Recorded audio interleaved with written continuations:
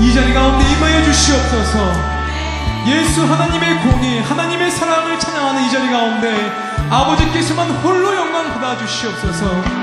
목마른 자들에게, 가난한 자들에게 하나님의 은혜의 때를 허락하여 주시고, 주님 한 분만으로 만족한다는 고백들이 우리 영혼 깊숙한 곳에서부터 우러나올 수 있도록 우리의 심령을 주장하여 주시옵소서.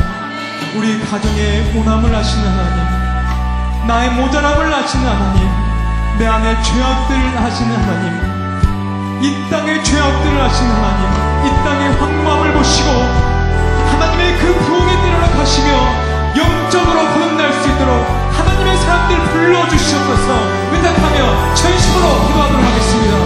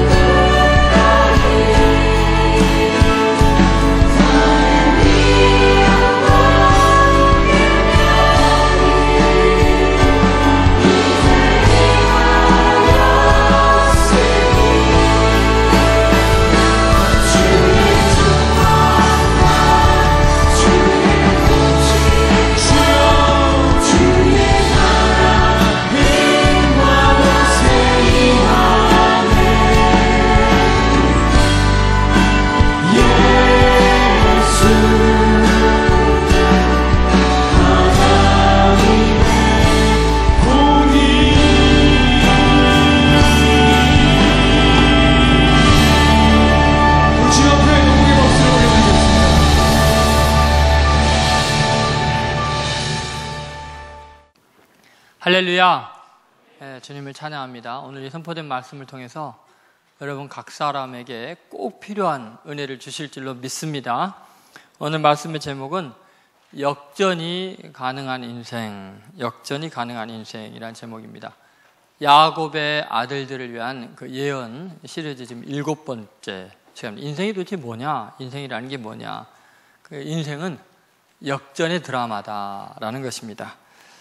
여러분, 악기 중에서 가장 좀 환상적이고 부드럽고 사랑의 마음을 우러나오게 하는 악기가 있다면 하프일 거예요.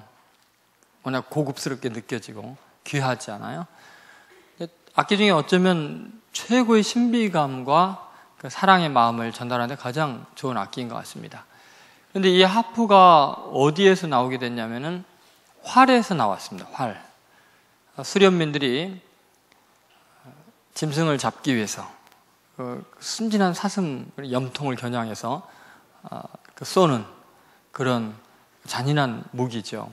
또 원수들의 숨통을 끊는 그런 무기 중에 무기죠. 그래서 우리가 최종병기 활이죠. 그런 최종병기가 최고의 사랑과 부드러움을 표현하는, 정말 우리 정서를 가장 아름답게 변화시키는 그런 하프로 이렇게 바뀌게 된다는 거. 하프가 그 활에서 나왔다는 것은 아주 역설적인 의미가 있습니다. 여러분, 우리 인생은 때로는 정말 전쟁터 같고 피비린내가 나는 것 같지만 바로 그 삶의 현장이 바로 가장 아름다운 사랑과 우정과 은혜와 또 놀라운 용서를 경험하는 최고의 사랑의 향연장이 되기도 합니다. 잔치 자리가 되기도 합니다. 오늘 본문에 나오는 이제 갓을 보면은 이 야곱의 7번째 아들인 갓의 생애가 어땠는가, 우리 인생이 어떤가를 또 가장 적나라하게 잘 보여주는 인물이기도 합니다. 한번 19절 말씀 같이 한번 읽어보겠습니다. 갓은 군대 추격을 받으나 도리어 그 뒤를 추격하리로다. 여기 보면 갓은 군대 추격을 받는다. 지금 굉장히 절박하죠. 한 사람이 군대 추격을 받으면 살아남을 수 있겠습니까? 전쟁터에 버려진 그러한 처참한 존재이죠. 근데 도리어 그 뒤를 추격하리로다. 또 갑자기 쫓겨다니다 말고 막 공격해 들어가고 추격하는 그런 일이 있습니다. 삶이 전쟁터라는 거죠. 그런데 놀랍게 갓이라는 사람의 이름의 뜻은 뭔지 아세요? 복됨, 행운, 이런 뜻이에요. 아니, 지금 군사들에게 쫓기고 또 쫓고 이런 살벌한 삶의 현장에 놓여있는 존재의 이름의 뜻이 복되다, 행운이다, 이렇게 이야기할 수 있냐는 건데, 이게 인생이라는 겁니다. 근데 우리의 인생이라는 게 뭐냐? 너무너무나 살벌한 지독한 경쟁사에서 죽이느냐 죽느냐 이런 전쟁터와 같은 상황에서도 우리는 복을 누리고 행운을 따르고 또 행복한 삶을 누릴 수 있다는 거죠. 이것이 인생이다라는 거죠. 자, 어떻게 전쟁터가 정말 복으로 바뀔 수 있을까? 행운으로 바뀔 수 있을까? 우리의 삶의 현장이 지금 그렇잖아요. 여러분 직장 생활하는 게 정말 피를 말리는 거잖아요. 얼마나 힘듭니까? 근데 어떻게 그것이 복으로 바뀔까요? 행운으로 바뀔까요? 첫 번째 우리가 기억해야 될 게 있습니다. 그것은 우리 인생은 쫓기는 인생이다라는 거예요. 역전의 드라마가 펼쳐지기 전에 우리가 먼저 기억해야 될 게 뭐냐면 쫓기는 인생, 이것을 알아야 됩니다. 그래서 19절 처음이 뭐라고 그랬어요? 갓은 군대에 추격을 받으나. 이것이 우리들의 인생이에요. 여러분, 우리는 끊임없이 추격을 받는 인생입니다. 어떻게 해서 지금 이런 이름이 나오고 이런 갓에 대한 예언이 나왔을까? 사실은 갓의 출생부터서 이 추격을 받는 상황 속에서 태어나게 된 거예요. 왜 그러냐면 야곱의 첫째 부인인 레아가 내리 4명의 아들을 낳았죠. 루벤, 시므온, 레위, 유다, 이렇게 연속으로 아들을 낳았습니다. 레아는 얼굴은 못생겼지만 애 낳는 데는 최고의 실력자입니다. 근데 이 라헬이 도저히 따를 수가 없는 거예요. 언니는 애를 4명이나 낳았는데 자기는 아래 1명도 못 낳으니까 라헬이 도저히 못 견뎌가지고 이 패배 의식 때문에 안 되겠어요. 그래서 자기의 몸종인 비라를 야곱에게 첩으로 줍니다. 자기 남편에 첩으로 줘서 아기를 낳게 하라는 거예요. 그래서 태어난 아기가 단이죠. 그 단의 뜻이 뭐예요? 억울함을 푸심이잖아요. 내가 언니한테 맨날 당하기만 하는데 나는 아직 자식이 없는데 내 억울함을 풀어주셨다 해서 아기를 낳아서 단이라고 지었어요. 그런 다음에 또 아기를 낳게 되죠. 비라가 아기를 낳는데 납달리라는 이름을 짓습니다. 납달리라는 이름은 또 왜 라헬이 그렇게 지었냐면 경쟁함이라는 뜻이에요. 내가 언니와 드디어 경쟁에서 이겼다, 이런 거예요. 이제는 언니와 이제 맞먹겠다는 거죠. 지금 라헬이 얼굴이 예쁜데 아기는 못 낳아서 레아가 애 낳는 거 한 가지로 지금 버티고 있는데 그게 추격을 당하고 있는 거예요. 그러니까 레아가 너무너무나 긴장해서 추격당하고 있는 상태에서 안 되겠다, 가만히 있으면 당하겠다 생각해서 야곱에게 애를 또 낳아줘야겠다 해가지고 자기에게서 안 생겨나니까 또 라헬과 똑같은 짓을 한 거죠. 자기의 여종인 실바를 쳐버려 준 거예요. 그래서 태어나는 것이 갓이에요. 그러면서 이 갓, 정말 나에게는 복이고 행운이다. 더 이상 못 쫓아온다. 이런 쫓겨가는 인생에서 이제 승리를 확신하다. 이제 복을 누리고 있다. 이런 뜻으로 지은 거죠. 여러분, 아무리 레아여도 그 분야에서는 최고의 전문가일지라도 타의 추종을 불허하는 것 같아도 끊임없이 추격당하는 것이 우리 인생이에요. 여러분, 우리는 절대로 안정된 곳이 있을 수가 없어요. 그래서 우리 인간이 도대체 왜 이렇게 계속 추격을 당해야 되느냐? 헤세가 그런 말을 했습니다. 유혹 중에서도 가장 강한 유혹은 본래의 자기와 다른 사람이 되기를 바라고 또한 자기가 도달할 수 없는 또 도달해서는 안 되는 이상을 쫓는 것이다. 그러니까 인간이 가장 강하게 유혹을 느끼는 게 뭐냐면 본래 자기 자신으로 만족하지 못한다는 거예요. 도달할 수 없는 것을 쫓아간다니까요. 쫓아가서는 안 되는 것을 쫓아가요. 그러니까 계속해서 자기보다 앞선 사람이 있으면요, 가만히 두질 않아요.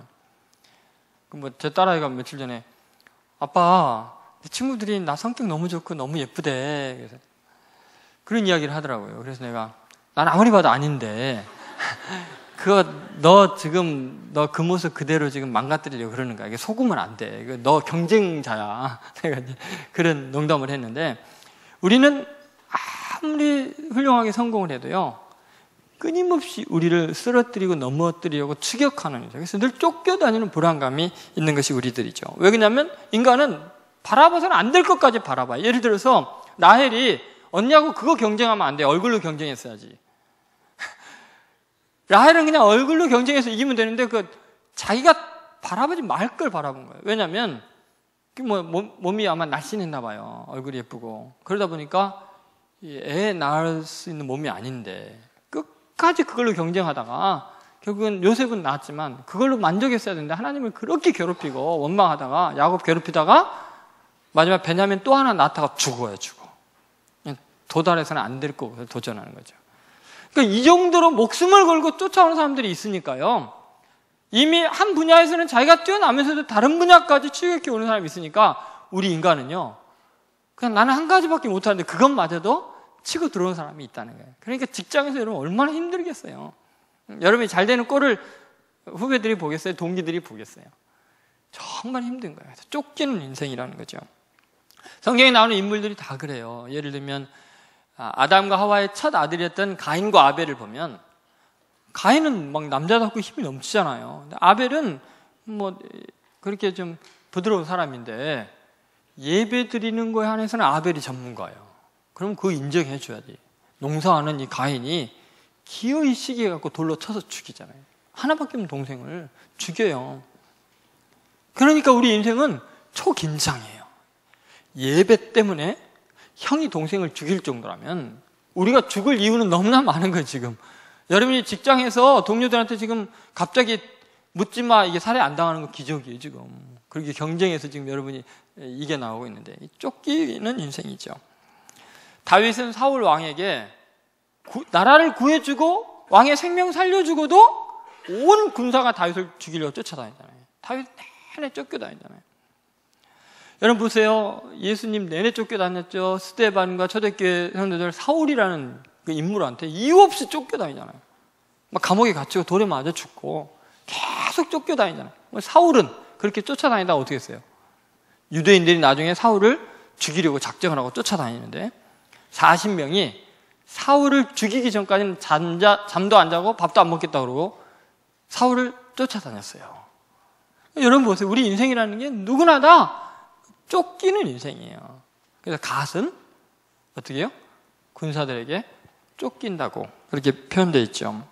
우리의 신앙은 영적인 차원에서 마찬가지죠. 지금 육신적인 인간관계 속에서의 쫓김뿐만 아니라 우리는 모르지만 영적인 세계 속에서 어둠의 영들이 사탄이 우는 사자처럼 삼킬 자를 찾고 있는 거죠. 이 세상의 왕인 이 사탄이 얼마나 집요하게 공격하는지 몰라요. 기독교도 마찬가지죠. 보세요. 언론이, 정치인들이, 또 과학자들이 정당하지 못한 것으로 얼마나 기독교를 폄하하고 있어요. 인터넷에 보면요, 이 댓글 또 비방의 글들을 보면은 말도 안 되는 거 가지고 그렇게 몰아세워요. 그 이유가 뭐냐? 이 세상에 어둠의 영이 지배하고 있기 때문에 계속해서 우리는 쫓기게 되어 있어요. 가만히 생각하면 우리들의 인생에서 꼭 잊지 않고 있어야 되는 거예요. 이 세상에 우리가 살아있는 동안에는 쫓기는 인생이라는 거예요. 그래서 예수님 뭐라냐면 너희가 세상에서는 뭐 한다고요? 환난을 당하나 담대하라 내가 세상을 이겼노라 하세요. 무슨 말이냐면 세상에 생명이 붙어있는 한은 환난 가운데 있다는 거예요. 전쟁 가운데 있다는 거예요. 군사가 쫓는 것 같아요. 영적인 엄청난 세력이 우리를 공격하고 있다는 거예요.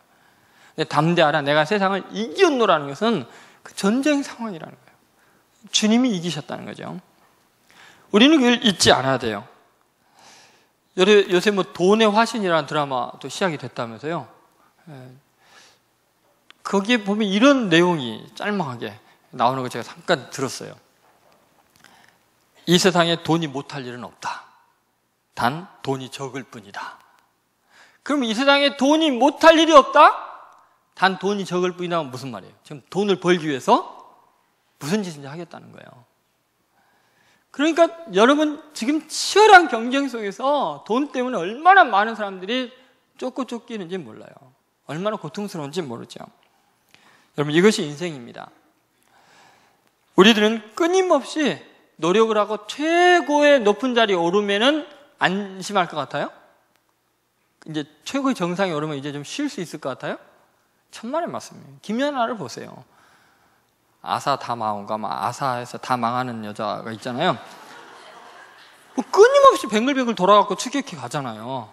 네? 어떻게든지 김연아 이기려고. 근데 아무리 봐도 뭐 상대가 안 된다고 해도 끝까지 추격하잖아요.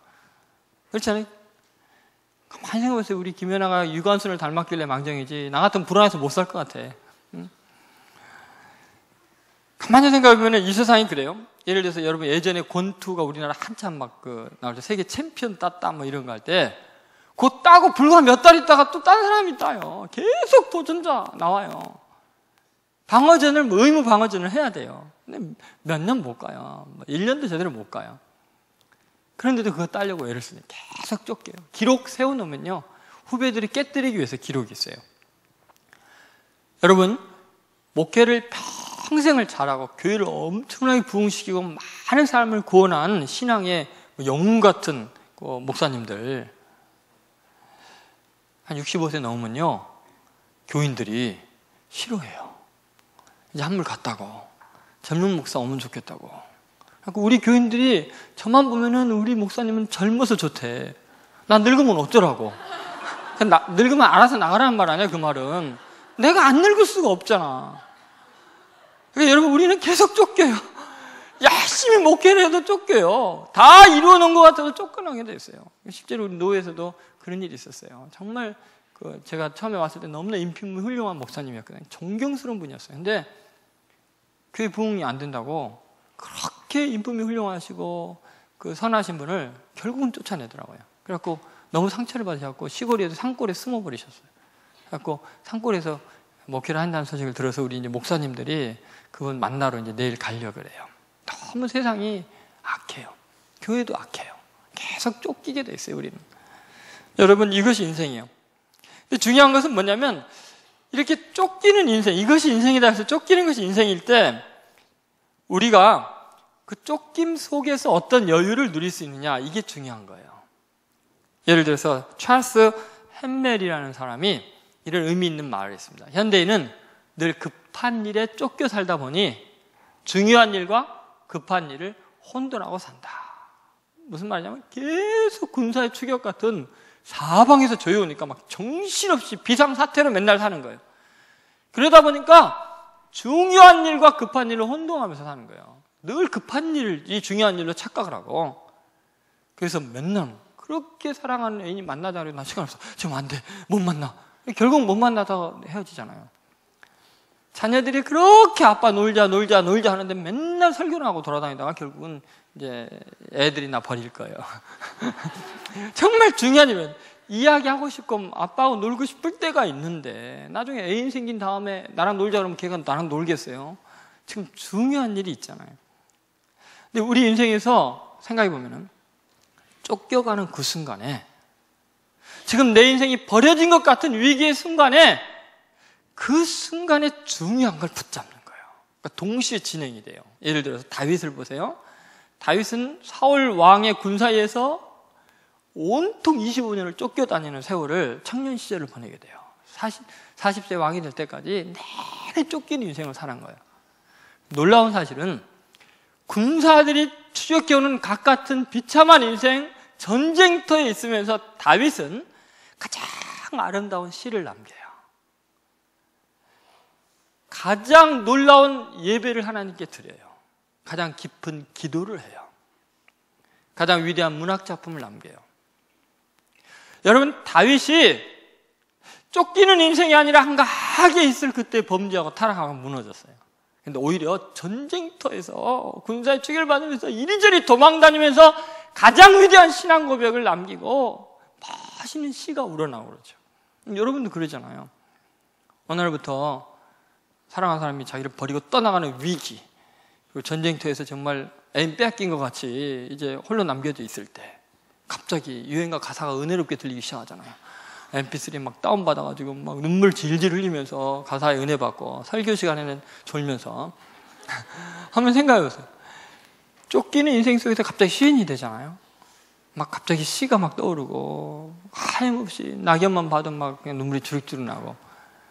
여러분, 우리는 쫓겨가는 인생 그 자체 속에서 가장 인생이 아름다운 진수들을 맛볼 수 있어요. 그러니까 인생이 쫓겨간다고 급한 일만 하지 말고 바쁘고 힘들더라도 그 속에서 인생의 맛을 다 맛봐야 돼요. 하나님의 은혜를 경험해야 돼요. 그것이 인생이니까.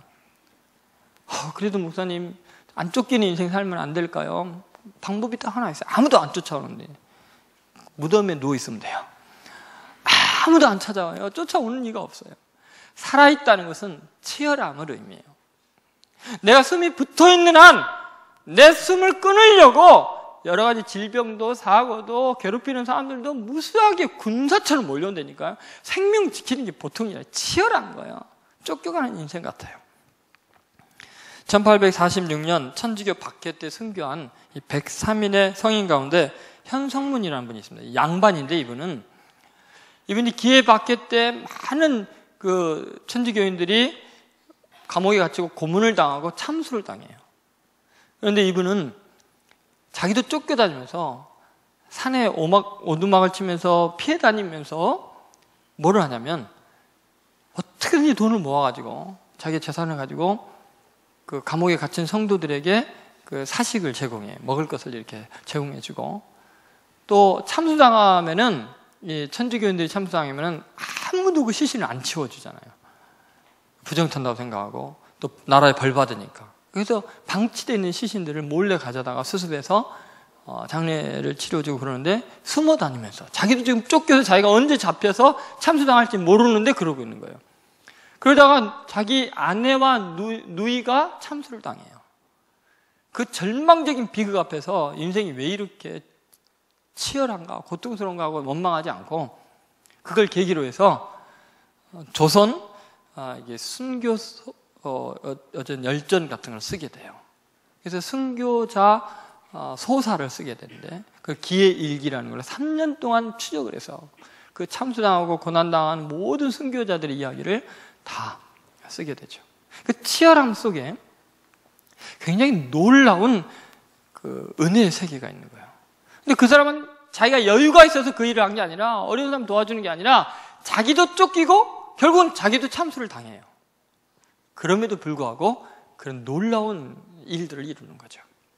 여러분, 우리 교회 그 농어촌 선교, 이제 우리가 좀 더 동영상도 보겠고 해외 단기 선교가 있잖아요. 우리 교회 지금 그런 소문이 돌고 있어요. 단기 선교가 아니라 단기 순교다.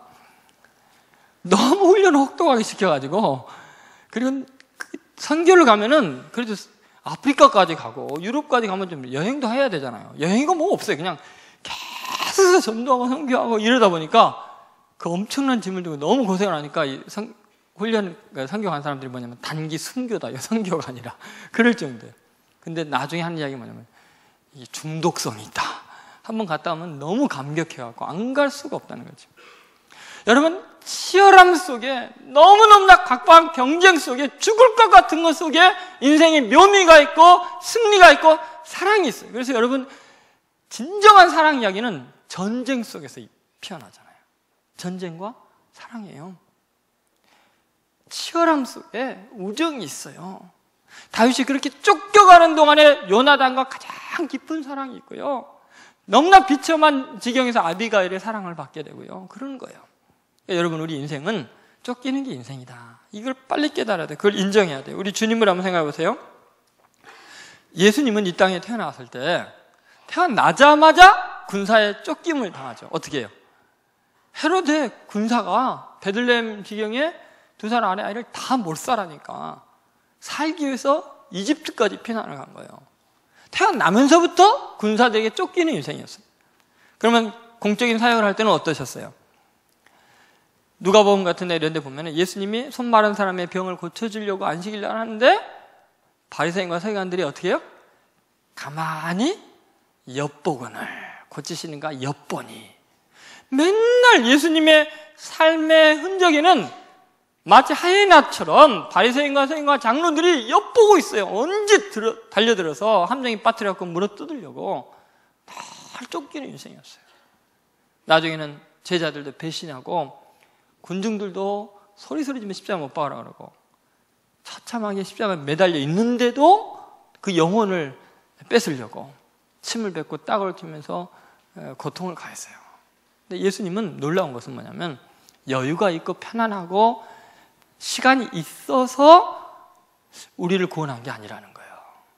편안하기 때문이 아니라 온 세상에 사탄의 공격을 다 받고 제자들까지 공격하고 그런 상황 속에서 지독하게 쫓기는 인생에서 많은 사람을 치유하고 위로하고 희망을 주고 다 이뤘다고 할 정도로 위대한 삶을 사신 거예요.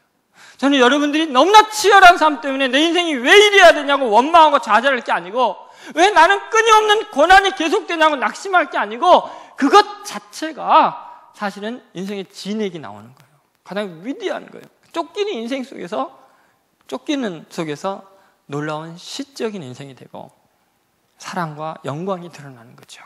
그 예수 그리스도의 삶이 그랬던 겁니다. 저는 여러분들이 삶이 아슬아슬한 순간에 영원한 가치를 만들어내는 쫓겨가면서도 나그네처럼 휙 지나가면서도 영원한 기념비들을 세우는 그런 위대한 생애들 되시기를 주의 이름으로 소원합니다. 두 번째, 쫓기는 인생만은 아니에요. 어느 날 막 쫓기다 보면은 정신없이 도망가다 보면 쫓아가고 있는 것을 알게 될 거예요. 그게 참 신기한 거죠. 19절 말씀 다시 한번 같이 읽어보겠습니다. 19절 시작. 갓은 군대의 추격을 받으나 도리어 그 뒤를 추격하리로다. 추격을 받던 인생이 갑자기 추격하는 인생으로 바뀌어 있는 걸 경험하게 돼요.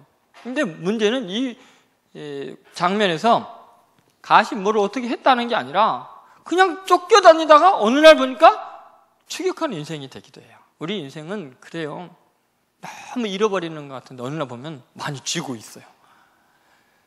정말 억울하게 서럽게 당하고 있는 것 같은데 그 모든 당한 것들이 나에게 보니까 자산이 되어 있고 능력이 되어 있고 눈이 반짝반짝 빛나고 삶에 용기가 생기고 어디에 갖다 놔도 견딜 수 있는 사람이 되어 있어요. 강한 사람이 되어 있는 거예요. 쫓기다 보면은 쫓는 사람이 되어 있는 거죠.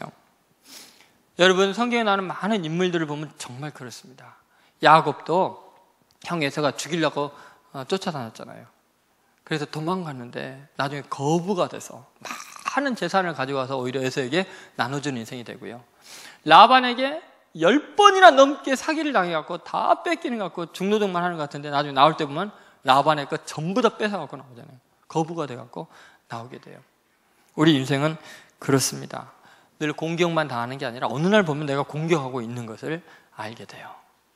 그래서 우리 인생은 추격하는 인생이 될 때도 있어요. 근데 중요한 것은 뭐냐면 그 추격할 때 내가 추격을 당했을 때 쫓겼을 때 그 고난을 생각하고 그 억울함과 분함과 저 인간이 나를 그렇게 괴롭혔지 하고서 내가 힘이 생기면 보복한다는 거예요. 처절하게 응징한다는데 문제가 있어요. 그것은 세상 사람들의 쫓는 방식이에요. 우리 그리스도인들은 다시 내가 추격할 때 내가 힘이 있을 때 나를 괴롭혔던 그 사람들을 향해서 오히려 놀라운 역전의 드라마를 펼쳐야 돼요.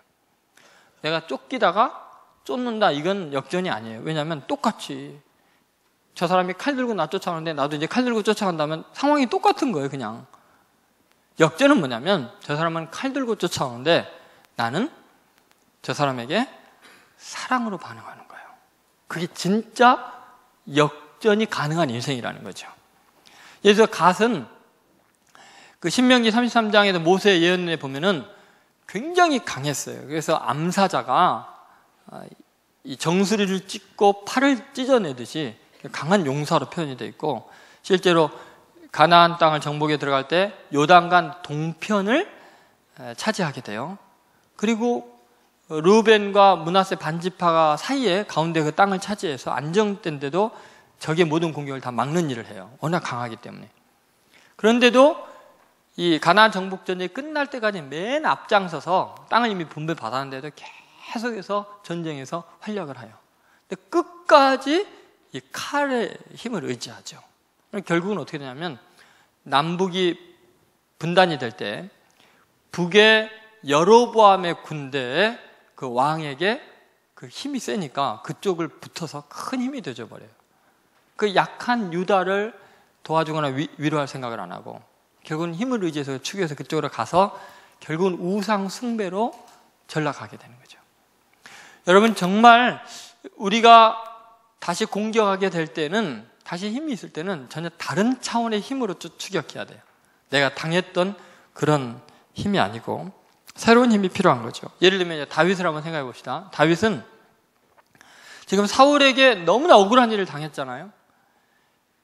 그러니까 10대 후반부터서 40살의 왕이 될 때까지 사울 왕의 군대 추격을 받았으니 그 아름다운 세월을 다 망쳤잖아요. 그런데 다윗에게 복수할 기회가 주어지죠. 사울 왕을 죽일 수 있는 절호의 기회가 2번이나 주어지는데, 그때 사울이 자기를 죽이려고 한 것과 똑같이 칼로 죽이는 게 아니라 놀랍게 축복해주고, 그냥 옷자락만 살짝 베고서는 또 그것도 미안해갖고 울면서 미안하다 그러고 내 아버지 하면서 오히려 감동을 시키죠. 여러분, 다윗은 자기가 당한 것으로 똑같이 보응한 게 아니라 그쪽은 칼로 되돌렸지만 나는 사랑으로 그를 대하는 것을 볼 수 있어요. 더구나 놀라운 사실은 나중에 사울 왕가가 블레셋에 의해서 완전히 왕도 죽고 요나단 왕자도 죽고 다 죽게 되잖아요. 그랬을 때 다윗이 요나단 왕자의, 사울 왕가의 자손을, 그 저른바리를 왕자를 데려다가 자기와 한 밥상에서 먹게 하고 끝까지 지켜줘요. 자기를 죽이려고 했던 사람의 손자를. 그리고 사울 왕을 위해서, 요나단 왕자를 위해서 슬픈 애가를 지어서 온 국민으로 애도하게 하고 온 국민이 함께 장례식을 하게 만들어요. 그것 때문에 분명히 모든 백성이 아는 것은 사울이 다윗을 죽이려는 거 다 아는데 다윗은 선대하는 거예요. 그래서 국민들이 너무나 감격해하고 다윗을 중심으로 하나로 뭉쳐지게 되는 기적이 일어나는 거죠. 그러니까 역전의 드라마라는 것은 그런 거예요. 상대편은 죽이려고 하는데 오히려 사랑과 선을 베푸는 것, 그것이 이 상황이 완전히 바뀌는 거죠. 리차드 범브란트 목사님이 그 공산주의에서 굉장히 박해를 받고 감옥에 갇혀 있었어요. 30명의 그리스도인들과 함께 고문을 당하고 감옥에 갇혀 있는데 어느 날 한 죄수가 들어온 거예요. 어두워서 잘 안 보이는데 한참 있다 얼굴을 분별하고는 깜짝 놀랐어요. 30명이 다. 왜냐하면 자기네들을 잡아가지고 고문하고 감옥에 쳐넣은 대위가 들어온 거예요. 그냥 섬찟 놀래갖고 또 감옥 안에서까지 고문하려고 들어왔나 보다 했는데 보니까 죄수복을 입고 있어. 그 사람이 이야기를 하는데 이런 이야기 하는 거예요. 어떻게 해서 오게 됐냐면은 자기가 사무실에 있는데 한 소년이 꽃다발을 안고 면회로 왔대요. 그래서 들어오라고 그랬더니 이 아이가 왜 왔냐 그랬더니 하는 말이, 오늘이 저 어머님 생신인데 매년 엄마의 생신이 되면 제가 꽃다발을 선물로 어머니께 드리면 엄마가 아주 기뻐하시는 거예요. 그런데 아저씨가 우리 엄마 아빠 다 잡아가서 좀 어디 있는지 아무도 몰라서, 죽은지 한지 몰라서 엄마에게 꽃다발을 전해줄 수가 없기 때문에 제가 엄마 생각이 와서 왔다는 거예요. 그 왜 왔냐 했더니 엄마가 항상 예배드리면서 자기에게 한 말이, 원수를 사랑하고 그리스도인은 어떤 해를 당해도 선으로 갚아야 된다. 그런 말씀하신 게 생각이 나서 제가 우리 아버지를 잡아간 그 당신에게 뭐를 할 수 있는가를 생각했다고. 손으로 어떻게 갚을 수 있나 했더니 마침 엄마 생일에 엄마에게는 줄 수 없는 이 꽃다발을 아저씨의 아이들의 엄마에게 기쁨을 주면 아이들이 행복했다는 생각이 들어서 이 꽃다발 엄마 대신 좀 받아주실 수 없냐고, 그 아저씨의 아내에게 좀 전해달라고. 그리고 꽃다발을 안겨준 거예요. 그 꽃다발을 받아 들고는 너무 충격을 받아가지고 그 아이가 자기 엄마 아빠를 잡아가고 죽였을 수도 있는 자기를 향해서 꽃다발을 전해주는 걸 보고서 너무 큰 충격을 받아서 꽃다발을 받고 애를 부둥켜 안고 통곡을 하면서 울어요. 그리고는 죄책감을 너무 많이 느껴가지고 이렇게 선하고 좋은 사람들을 내가 왜 그렇게 괴롭혔나 하면서 도대체 예수가 누구길래 이런 놀라운 기적 같은 일이 일어날 수 있을까 하고서 회개를 합니다. 그리고 크리스찬이 돼가지고 예수 믿는 사람 구명운동을 하고 숨겨주고 꺼내주려다가 결국은 체포당해갖고 그리스도인이라는 면목으로 감옥에 오게 됐다는 거예요. 여러분, 진정한 의미의 역전이라는 것, 승리라는 것은 원수를 원수로 갚는 게 아니라 원수를 그대로 내버려두면 안 돼요. 우리는 끝까지 추적해야 돼요. 원수를 끝까지 추적해서 사랑으로 녹이고 우리 편으로 만들고 감격시켜야 그게 승리자네요. 우리는 추격을 당했지만 우리가 다시 추격할 때는 사랑으로 이겨야 되는 거예요. 그것이 위대함이죠. 여러분, 이런 이야기를 하면 생각나는 사람들이 있어요? 직장에 원수 있죠. 그렇게 괴롭히는 원수. 내가 복수하고 말일래 내가. 그런 생각 드는 사람. 집에 내 집안 식구가 원수리라 말씀이 어찌 옳으신지요 막 이러면서 그 생각나는 사람이 있지요. 또 교회 신정교회 계속 등록해서 다니고 싶은데 그 왼수가 다니는 바람에 교회를 옮겨야 되나 말아야 고민할 정도로. 근데 여러분, 그것이 아주 중요한 역전의 기회예요. 용서할 수 없는 사람, 나에게 너무나 상처를 준 사람을 용서할 때 기적이 일어나요. 여러분, 용서하지 않으면 절대로 하나님과의 교제가 불가능합니다. 하나님께서 명백하게 이야기하세요. 형제와 불화한 일이 있으면 예배를 드리다가 재물 내려놓고 가서 형제와 화목하고 와서 예배를 드려야죠. 주기도문에도 우리가 우리에게 죄 지은 자를 사하여 준 것 같이 우리의 죄를 사하여 주옵소서. 용서에 대한 이야기를 예수님이 하실 때 너희가 중심으로 형제를 용서하지 않으면 너희 천국께서도 너희를 용서하지 않으시리라 그랬어요. 그러니까 결국은 필수 항목이에요. 역전의 드라마를 만들어가지 않으면 우리는 천국에 갈 수가 없어요. 이런 이야기가 있어요. 용서하지 않는 것은 독약은 자기가 먹고 상대가 죽기를 기다리는 것과 같습니다. 놀라운 진리예요. 다시 한번 읽어봅시다. 같이 읽어봅시다. 시작. 용서하지 않는 것은 독약은 자기가 먹고 상대가 죽기를 기다리는 것과 같습니다. 무슨 말이냐면 용서할 수가 없으면요, 그 사람에 대한 이미지가 계속 남아있어요. 잠을 못 자요. 자꾸 생각은 버뜩버뜩 생각이 나서 일어나게 되고요.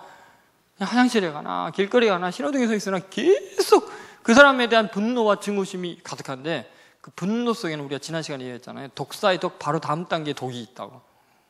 1시간 동안 막 화를 낸 사람의 그 입김을 전부 다 모아가지고 농축을 하면 진한 고동색의 액체가 된대요. 그 1시간 동안에 분노한 걸로 80명을 죽일 수 있대요.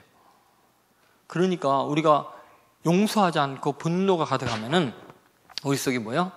독을 자기가 먹고 원수가 죽기를 바라는 어리석은 시예요. 뭐하러 그래요, 여러분? 사랑하고 용서해 줘버리면 그것이 자유케 해요. 그래서 예수님께서 원수를 사랑하고 너희를 핍박하는 자를 위하여 뭐 하라고요? 기도하라. 그대로 오히려 축복해주고 잊어버리고 나를 묶었던 원수의 끈을 끊어버리라는 거예요. 용서함으로, 사랑함으로 이해해버리라는 거예요. 보내주라는 거예요. 최수연이라는 중국 열방 중고등학교 설립자의 아내가 있어요. 내 인생을 주님께 걸어라 라는 책의 저자인 최하진 선교사의 아내인데, 이분은 선교사의 아내가 될 사람이 아니에요. 압구정동 굉장히 고급 백화점의 VVIP 고객이에요. 이 사람의 유일한 즐거움과 낙선, 명품 사가지고 자랑하고 다니는 거예요. 온통 그러고 사는, 손에 물기도 잘 안 맞히고 설거지나 이런 것도 안 하고 살 수 있는 아주 잘 사는 사람이었어요. 근데 어느 날 갑자기 청천벽력 같은 일이 일어납니다. 남편이 갑자기 은혜를 받아가지고 선교사로 헌신해버린 거예요. 그것도 중국 오지로. 그럼 어떻게 그 명품의 VVIP인가 뭐 그건 어떻게 해요? 그래서 막 남편한테 울면서 안 된다고 갑자기 웬 선교사냐? 나는 절대 못 간다. 그런데 남편이 당신 안 나 혼자 간다 그러니까 남편 없으면 먹고 살 것도 없고 할 수 없이 따라갔어요. 그곳에서 브리스길라와 아굴라처럼 완전히 변화되는데 이 열방 중고등학교를 설립해 놓고는 중국에서 가장 말썽 많이 피운 문제아들 데려다 놓고 교육을 시키는 거예요. 중고등학생 학생들을. 그러니 얼마나 힘들겠어요. 내 남편이요 매일같이 30명 이상 애들을 집으로 데리고 오는 거예요. 얘네들 먹을 게 없다고 밥 해주라고. 근데 언제 그런 걸 해봤나요? 갑자기 그분의 책에 의하면 전문 소뚜껑 운전수가 됐대요. 최고의. 그리고 해다 보니까 너무 재밌고 보람이 있어가지고 이제는 뭐 손님 치르는 건 일도 아니라는 거예요. 근데 어느 날 처음으로 공산당 간부를 만나게 됐대요. 자기 집을 찾아온 거예요. 여자인데 눈빛이 섬찟할 정도로 빛이 나고 아주 예리한 거예요. 대본에 봐도 공산당 간부구나 느껴질 정도로. 이 사람이 제 조카가 최 교수님의 사랑을 많이 받았다고 하는데 도대체 어떻게 하셨길래 내 조카가 이렇게 변화됐는지 모르겠다고. 도대체 뭘 어떻게 하신 거예요? 내 조카한테. 내가 아무리 사상교육을 하고 혼을 내고 야단을 쳐도 변하지 않던 망난인데 너무 바뀌었다는 거예요. 도대체 어떻게 한 거냐 그랬더니 저희가 뭐 이상한 사상교육 한 것도 없고요. 그냥 함께 있어주고 이야기 들어주고 그 아이에게 맛있는 거 해서 먹이고 그거밖에 없어요. 그랬더니 그렇게 강력한 무기를 쓰다니 그러더래요.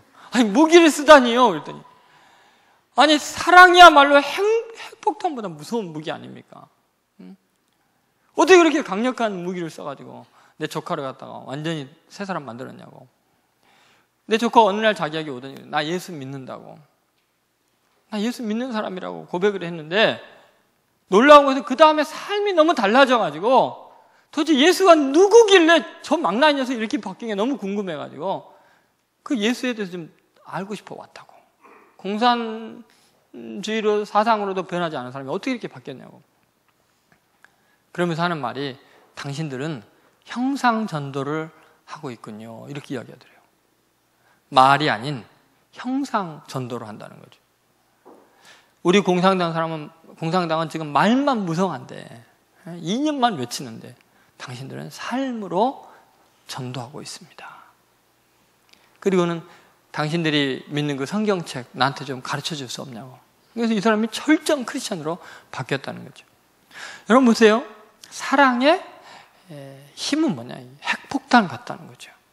사람을 근본적으로 바꾸는 힘이 있는 건데 여러분 추격당하던 사람이 추격해서 뭐 할 거예요?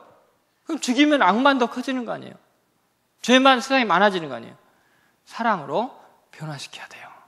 추격해서 바꿔야 돼요. 그게 사명이고 그래서 여러분에게 나 좀 살려달라고 괴롭히는 거예요. 나 좀 구원해달라고 공격하는 거예요. 지금 추격한 이유는 구원받기를 원해서 그 영혼이 갈급해서. 그러니까 여러분을 괴롭히는 사람은 여러분에게 하나님 맡겨준 영혼이라고 믿으세요. 그 사람을 위해서 기도하고 변화되기 위해서 노력하면 놀라운 일들이 일어나요. 로마서에서도 사도 바울이 한 말이 뭐예요? 로마서 12장 20절에 같이 읽겠습니다. 내 원수가 줄이거든 먹이고 목마르거든 마시우라. 그리함으로 내가 숯불을 그 머리에 쌓아놓으라. 여러분 숯불을 머리 위에 쌓아놓으면 어떻게 되겠어요? 얼마나 뜨겁겠어요? 얼굴이 화끈화끈할 거 아니에요. 다시 말해서 원수에게 선을 베풀면 부끄러워서 고개를 못 들게 된다는 거예요. 그렇게 이기라는 거예요. 여러분은 어떻게 해요? 원수가 줄이면 어떻게 해요? 맞아, 식량 다 차단. 네, 목마르면 어떻게 해요? 절대 물 안 주겠죠. 근데 그게 아니고 원수에게 사랑의 불을 지피라는 거예요. 그 마음이 뜨거워지게 만들라는 거죠. 저는 여러분들이 이 세상 험한 세상 살면서 어느 날인가 힘이 있어질 때 복수할 기회가 있을 때 사랑에 정말 폭탄을 터뜨리고 끝까지 추격해서 사랑으로 여러분을 사람으로 만드는 사명자들이 되기를 주의 이름으로 축원합니다. 세 번째, 이 모든 것이 가능한 것은 이 하나님의 역전케 하신 은혜 때문이에요. 결국은 이것이 하나님의 세상을 움직이는 원리예요. 아주 중요한 원칙이라는 거예요. 역전케 하신 하나님. 그래서 오늘 19절 말씀을 다시 보면은 이렇게 나와요. 갓은 군대 추격을 받으나 도리어 그 뒤를 추격하리로다 해서 갓이 어떤 역할을 한 게 아니에요. 그냥 도리어라는 단어만 들어가 있는 거예요. 왜 이렇게 쫓기던 인생이 쫓는 인생이 되는지가 없어요. 그건 하나님의 원칙이에요. 방법이에요. 반드시 뒤집어 놓는 것이 하나님의 장기예요. 여러분, 이 하나님의 원리를 깨달아야 돼요. 우리 인생이라는 게 뭐냐? 결국은요, 뒤집어지게 돼 있어요. 절대로 안정되잖아요. 땅도 언제 지진이 나고 무너지거나 뒤집어질지 몰라요. 안정된 곳이 이 세상에는 없어요. 하나님은 이 도리어의 아주 중요한 역사를 이룹니다. 급변하게 만드는 거죠. 자꾸 뒤집어 엎는 역사가 일어납니다. 예를 들어서 그 코리텐 붐 여사라고 홀로코스트에서 생존한 사람인데, 이 사람은 모든 가족도 다 알고 엄청난 고문을 당했던 사람이에요. 근데 살아남았어요. 이분이 이런 말을 했습니다. 하나님이 우리에게 주시는 모든 경험, 그분이 우리 삶에 두시는 모든 사람은 오직 하나님만이 보실 수 있는 미래에 대한 완벽한 준비다 그랬어요. 여러분 믿습니까? 지금 여러분이 지금 경험하고 있는 정말 군사에게 쫓기는 듯한 억울한 일을 당해서 막 추격해서 죽이고 싶은 그러한 아픔의 사건들, 그리고 정말 만나고 싶지 않은데 이런 사람 만나서 고통을 겪게 되는 이 모든 것들은 미래를 위해서 하나님이 완벽하게 준비한 거예요. 지금은 쫓겨가는 것 같고 전쟁터 같지만 그것이 나를 위대하게 만든다는 거예요. 여러분 그걸 잊지 않아야 돼요. 저는 정말 인생에서 그걸 너무나 많이 경험했어요. 정말 있을 수 없는 억울한 일을 겪는데 그것이 나중에 보니까 지름길을 열어놓는 거죠. 요셉도 그랬잖아요. 그죠? 정말 억울한 일을 당하는데 그것이 미래를 위한 하나님의 완벽한 있어야 될 일이었고 보내진 사람이죠. 가만히 생각해보면 보디발 장군의 아내가 얼마나 고마워요. 그죠? 그 여자의 그 이상한 행동 때문에 감옥에 들어갔기 때문에 그 술 맡은 관원장 만난 거 아니에요. 그럼 어디 바로 앞에 설 수 있겠어요? 그러니까 여러분 지금 단편적으로 생각하지 마세요. 지금 여러분이 그 사람이 여러분을 버리고 떠나가잖아요. 막 괴로워 죽겠죠. 잠 못 자고 복수하고 싶고 그러면서도 또 애증이 있어가지고 또 보고 싶고 용서할 테니까 제발 돌아오라 그러고 싶고. 그런데 이미 떠난 사람이에요. 그 사람은. 여러분 놀라운 사실은 조지 뮬러가 이런 말을 했어요. 우리의 하늘 아버지는 더 나은 것을 주시려는 생각이 아니면 절대 자기 자녀들에게서 어떤 것도 취하지 않으신다. 그 사람 떠나가는 이유가 있는 거예요. 더 나은 사람 준비는 아끼으니까 하나님이. 여러분 도리어라는 걸 생각해보세요. 내가 왜 이런 일을 겪어야 되는가라고 우리는 아파하지만 도리어 그것 때문에 더 좋은 일이 있어요. 위대한 일이 있어요. 더 좋은 사람이 준비되어 있어요. 절대로 인생이 그렇게 쉽게 실패하지 않아요. 하나님은 도리어의 역사를 즐겨 하시는 분이에요. 뒤집어 엎는 역전의 기적을 일으키는 분이 하나님이세요. 역전이 가능한 게 인생이라는 거예요. 우리의 미래는 열려져 있어요.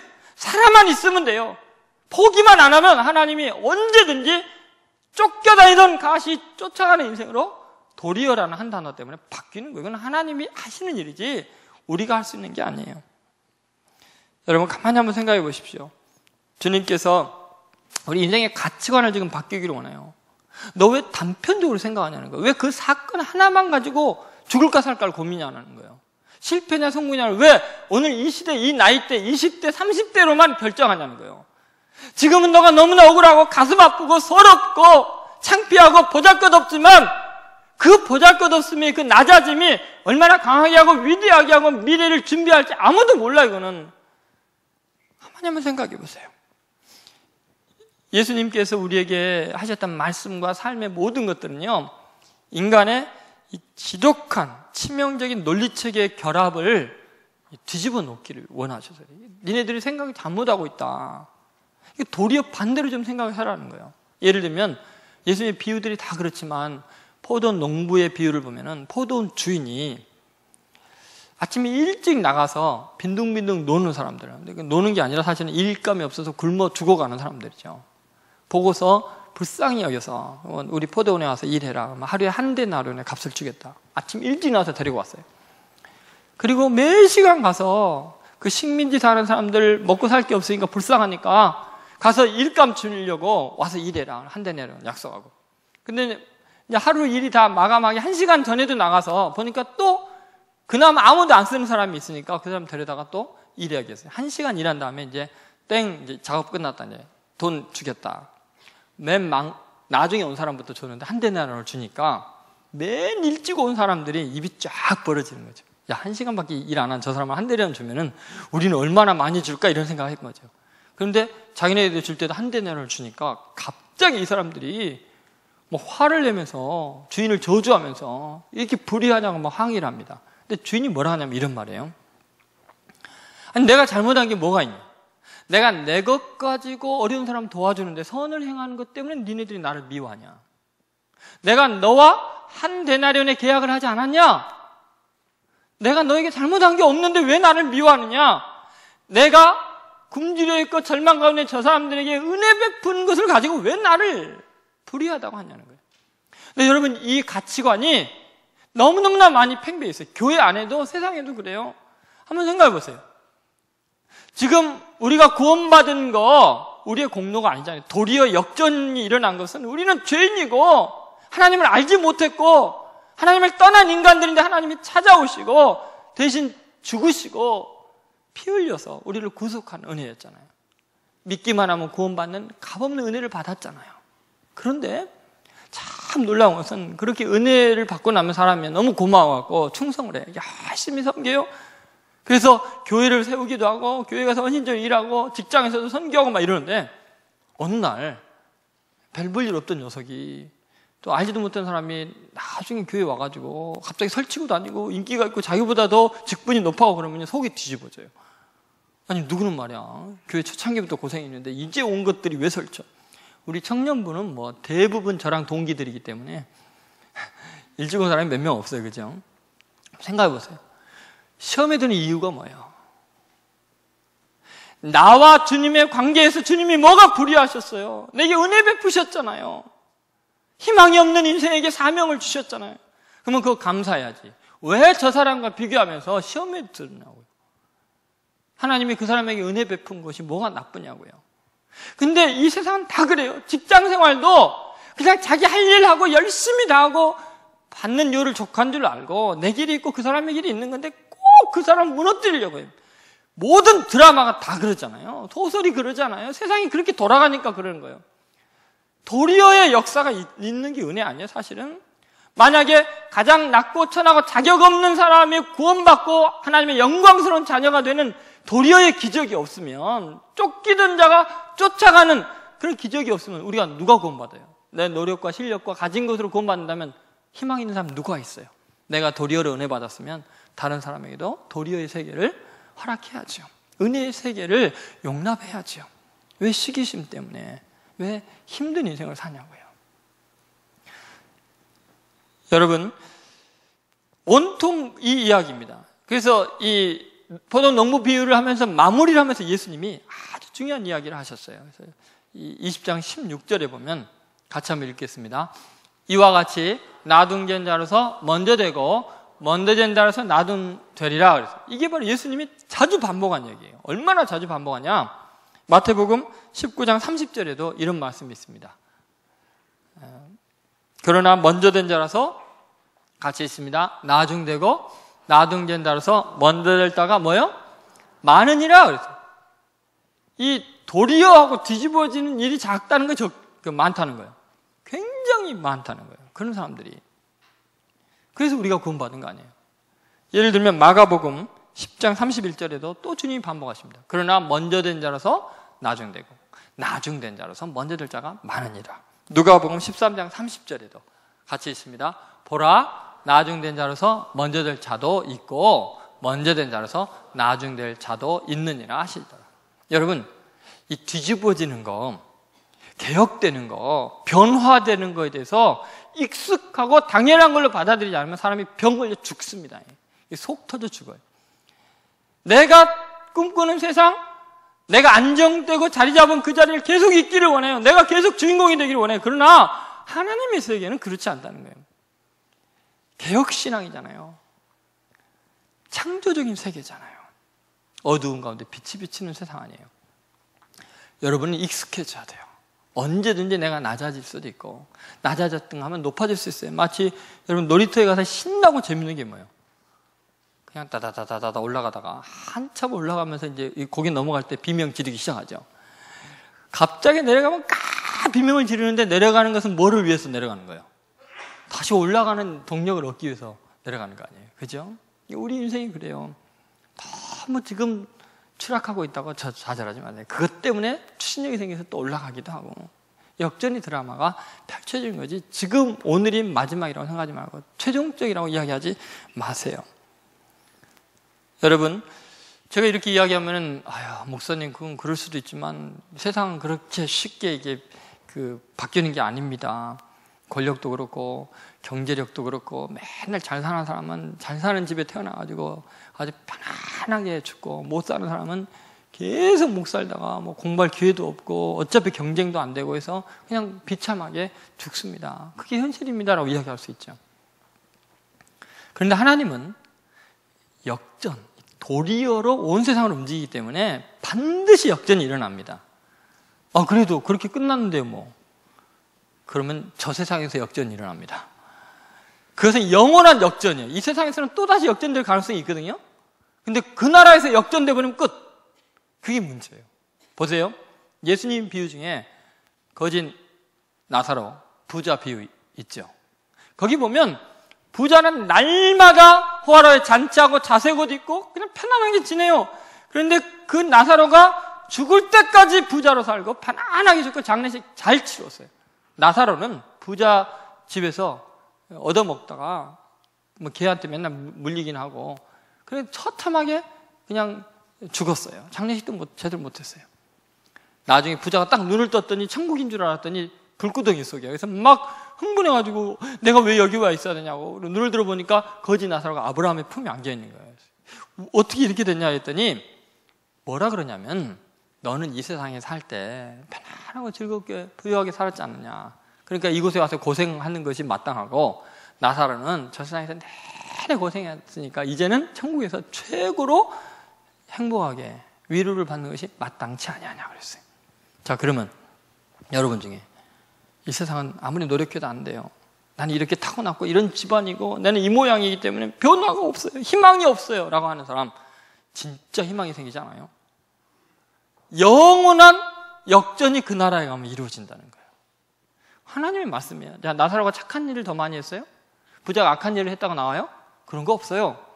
하나님은 도리어 가장 천한 사람을 높여주시고 가장 높다고 하는 사람을 낮추시는 하나님이세요. 무한한 가능성과 미래가 열려져 있는 것이 하나님의 세상을 움직이는 방법이죠. 여러분 생각해 보세요. 온통 세상은 그런 이야기들을 가득해서 제가 그 이야기를 하려면 오늘 뭐 밤새껏 이야기도 끝이 없을 거예요. 예를 들면 뭐 베니스의 상인의 햄릿이나 로미오와 줄리엣을 썼던 셰익스피어를 한번 생각해 보세요. 얼마나 세계적인 그 문인 아닙니까? 이 사람은 절대로 인도하고도 못 바꾼다 할 정도로 이렇게 가장 귀한 그 문인이죠. 그분의 글을 읽어보면은 정말 주옥 같은 인생의 진리들이 있죠. 그런데 중학교 1학년 중퇴했어요. 여기 중학교 1학년 중퇴한 사람 있어요? 중학교 1학년 중퇴했는데 너무 가난해갖고 먹고 살 길이 없어요.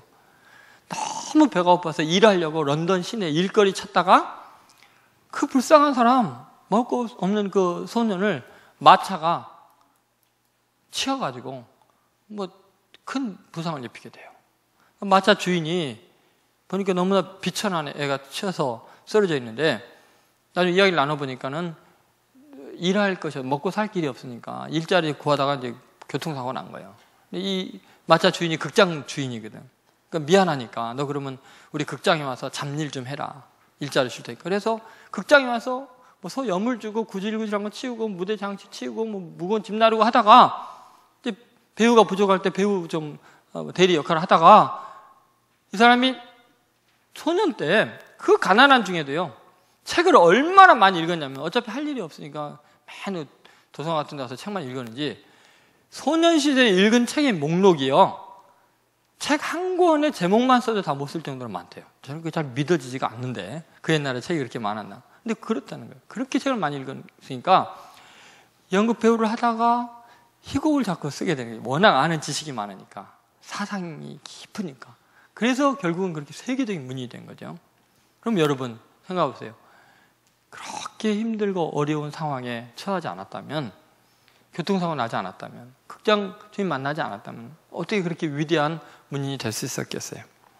우리는 불가능한 것 같은 상황 속에 도리어 역전의 기회가 주어져 있다는 것을 잊지 않아야 돼요. 우리 인생이 그렇다는 거예요. 절대로 좌절할 일이 아니에요. 여러분 보세요.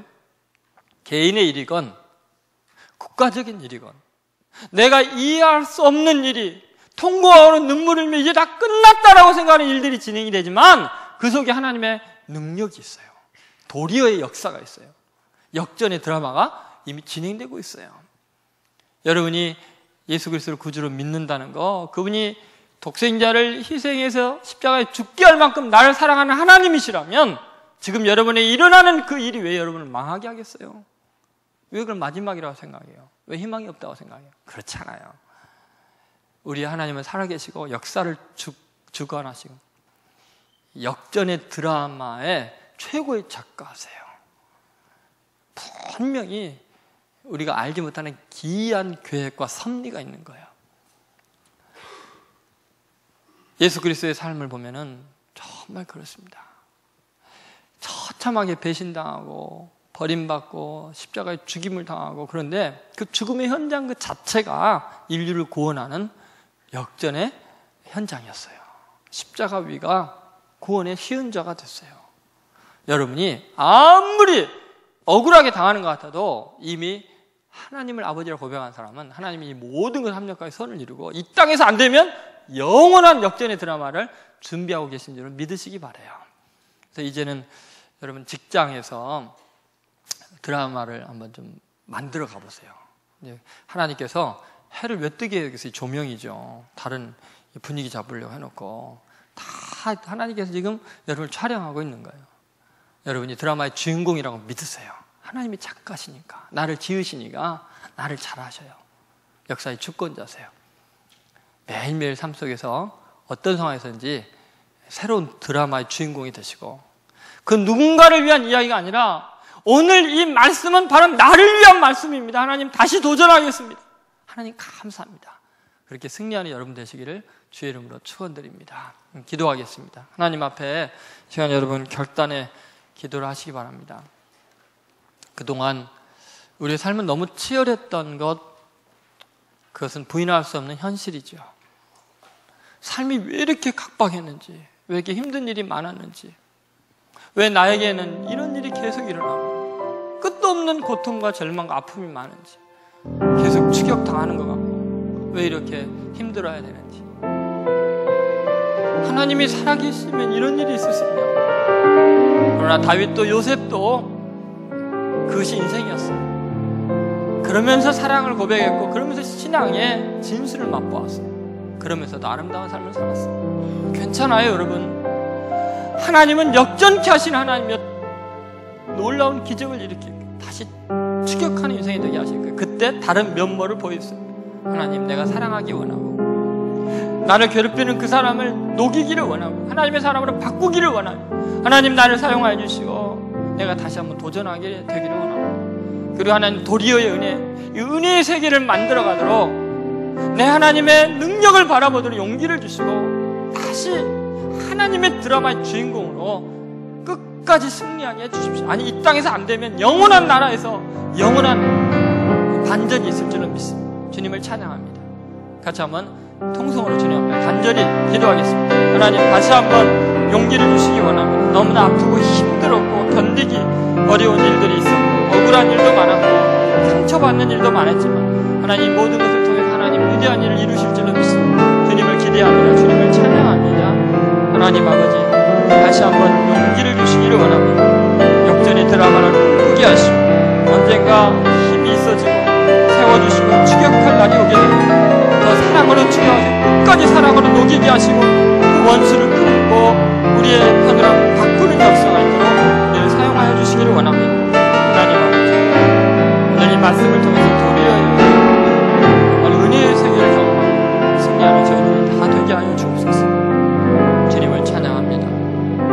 모든 말씀을 예수님의 이름으로 기도드립니다. 아멘. 지금은 우리 주 예수 그리스도의 은혜와 하나님 아버지의 사랑과 성령의 교통하심이 역전의 드라마를 꿈꾸며 새로운 주인공으로 은혜의 세계를 이 땅 가운데 선포하겠노라고 결단하는 하나님의 아들, 딸들 머리 위에, 저들의 가정과 사업과 교회와 이민족 위에 지금으로부터 영원히 함께 하시기를 간절히 축원하옵나이다.